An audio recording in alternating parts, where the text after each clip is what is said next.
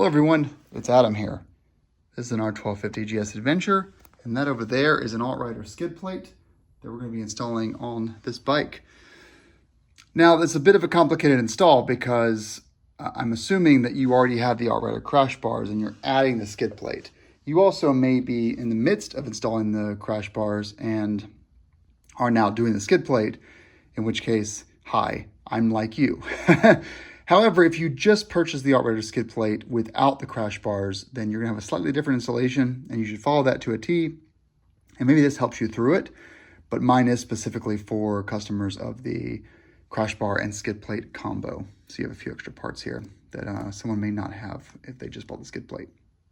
It's a great combo though. I suggest you get both of them, but it's expensive. So we'll see. All right, so we're making some liberties here. We're gonna assume that you already have these lower flange bolts installed that hold the skid plate, but your rear center stand is still intact. There's nothing changed yet on that.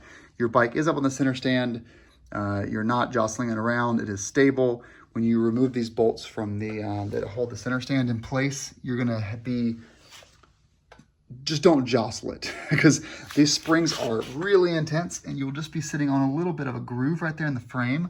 And so you're kind of, it's fine. Don't stress out. Just don't bump the bike or let the kids play around the bike. Just get this done as quickly as possible before the kids get in the garage. Okay, let's go over the skid plate and see what we have to do. Oh, wait, first, sorry.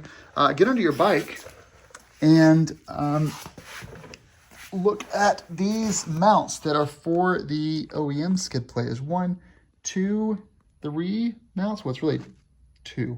There's an L bracket there and then a right angle bracket there. Those come out. You don't need them anymore because you have the AltRider skid plate to install. Okay, all the OEM stuff is removed. Some weight savings for you. 3 weight savings. Okay, now we're going to be removing these clips right here holding the center stand bolts or pins in. There is a tool for this that you probably should buy. I should as well, but I'm just going to be using picks and pulling counter weighted on both of those to get these removed. Okay, and we got it off. Let's get the AltRider pins and lube them up. Okay, we're lubed up, a little bit of red and tacky, and then we're gonna take a little bit of rubber mallet and just push that in. You see how it's already pushing in there. It's hammered in slightly. Then you can use this to hammer it all the way through. Okay, now those pins are in place. You'll see I'm off the center stand. I had some issues getting those pins in. Here's what I'll say about just a quick note. If you're watching this video, you can have a much easier time doing this with the center stand retracted. However, there are 2 really strong springs in there. So if you retract the center stand and then do this exercise, you have a tough time getting these pivot joints in, these little silver stainless steel pivot joints in. They're like aluminum. And so what you could have happen is you could have this jump out of the guide right there, and then the center stand will yank forward, and then you won't be able to get back in the hole without removing those springs, which are under extreme tension. So yes, the guidebook does say use on the center stand. It's really, really, really hard to do that, even with a hammer. And so I always do it this way, use caution, probably follow the manual. Now we're gonna grab these bolts here with the washers and we're going to raise the center stand, the skid plate up, and we're going to screw it into those holes. I just observed something. You cannot do this install with this new plastic OEM center stand guard in place. And so take your knife and cut those 4 zip ties off. Last night was tough, everyone. I spent 2 hours on this skid plate. Completely user error. Here's where I screwed up. Because it's a 3-night install, I went ahead and torqued these bits down on both sides with the flange.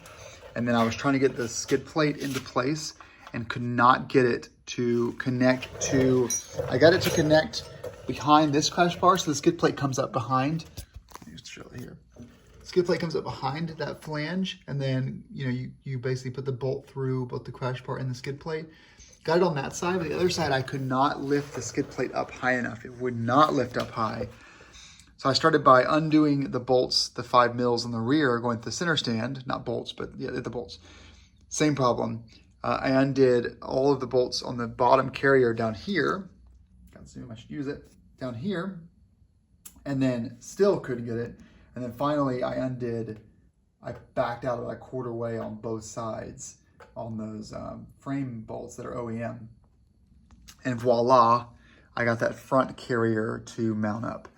And so like seriously an hour of trying to like reverse engineer the instructions, which specifically say, don't tighten all the bolts up. Oh well. So just to recap here, we have removed the skid plate carriers that were for the OEM skid plate right there. There are 5 bolts. And then you punch through the pins on the center stand there and go ahead and thread in your 5mm bolts from the outside in, loosely, of course. Then you can feed in these M6 backed by the 13mm socket wrench, again, loosely, but with thread locker applied. And then do that on both sides. So we can see here, just for reference, you've got a 5mm here going straight in. You have those M6s there. And then you have an M6 right there. But it requires having this, when I say all bolts, I'm talking about if you're doing the AltRider crash bars, don't tighten those bolts up either. Everything, the crossbar, all 4 lowers, the upper up here, all those need to be loose for this to work.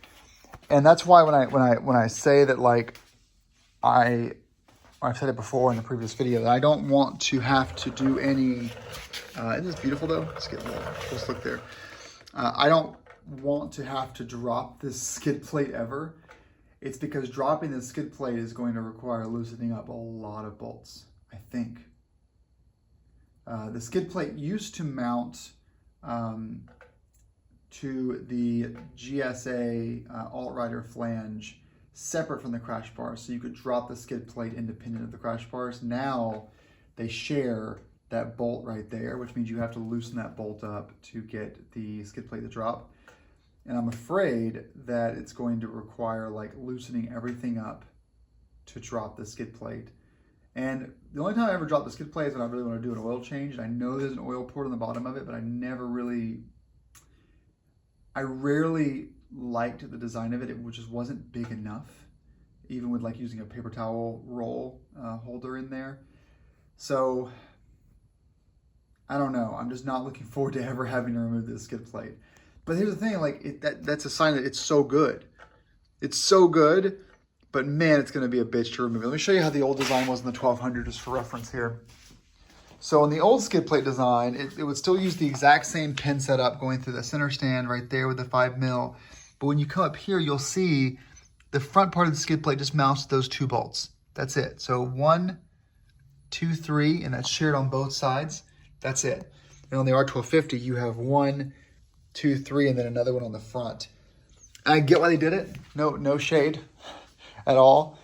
But it does make the install a lot more complicated because you have to remove this bolt here to drop the skid plate, and presumably some bolts back there, and then maybe a bolt up here, and all of a sudden you're like in it. There's the other bolt right there. And you can have in it. Yeah, but this install is done. I wanted to really take you guys through that piece by piece of it, but I just wasn't able to. I spent like 2 hours trying to, I stopped filming at 10:15 p.m. and I got inside at 12:30 in the morning. So here's my promise to you all that subscribe to this channel. If I ever have to pull the skid plate or crash bars to do a repair or do something more serious than just regular maintenance, I promise you I will reshoot this video and do the install the proper way. How about that? Okay, thanks everyone for watching. And this has been the AltRider skid plate install.